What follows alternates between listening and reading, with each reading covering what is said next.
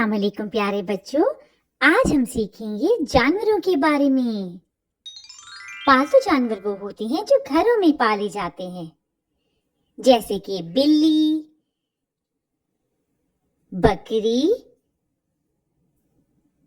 भेड़, जी हाँ भेड़, गाय, घोड़ा, खरगोश। जंगली जानवर वो क्या होते हैं? वो जानवर जो जंगल में रहते हैं जंगली जानवर होते हैं, जैसे कि शेर, चीता, बंदर, हिरन, हाथी,